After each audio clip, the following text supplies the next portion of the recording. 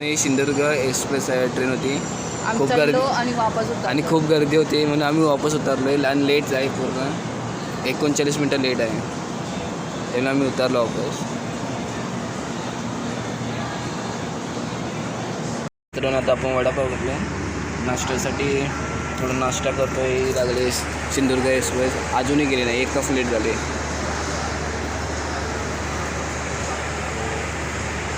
आता आम्ही पनवेल स्टेशनला थांबलो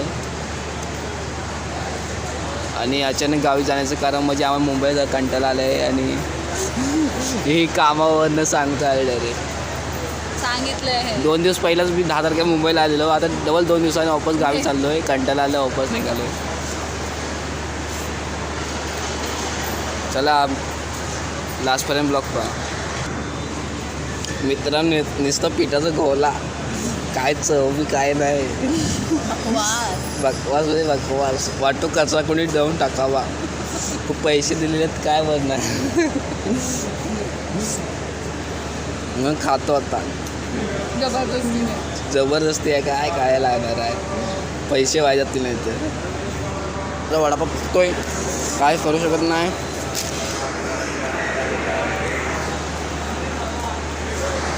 ह्या ट्रेनसाठी थांबलोय पण आता गर्दी कमी पाहिजे कारण त्यामुळे गर्दी खूप होती. काय माहिती आमचा पचका होतं का पुढा काय होतं काय माहीत नाही. दिदीला आशेव आणले पण काय माहीत नाही काय होतंय. तो वापस घरी घेऊन जायला लागेल.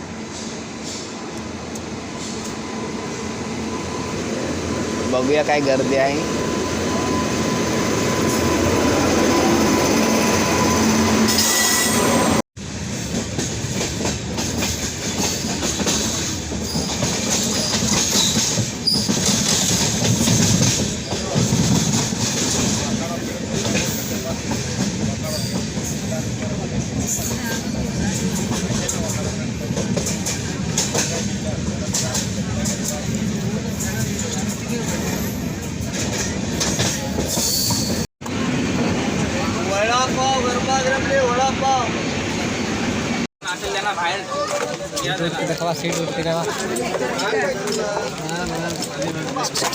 थांब थांब.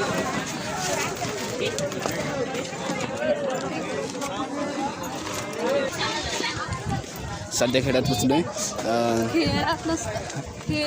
खेडमध्ये आणि 40 मिनटं ट्रेन लेट होती. बघा किती माणसं होतात खेडमध्ये. पुरी ट्रेन खाली झाली आणि ऑलरेडी आम्हाला लेट झाले. आता बस भेटते काय बघायला लागेल. हे आहे खेड स्टेशन.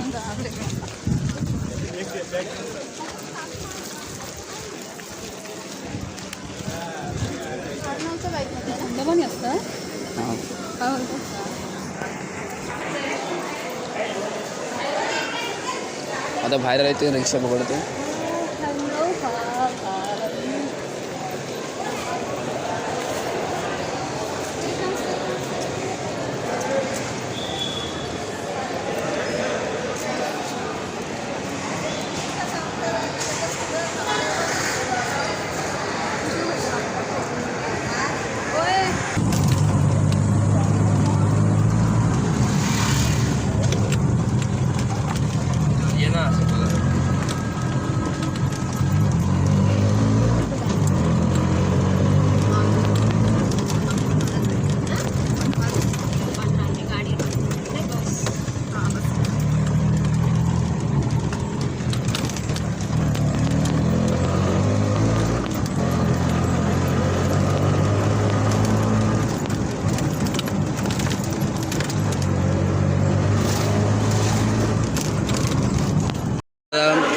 बस स्टेशन आलं खेड. आता बस भेटली आणि आता घरी जातो.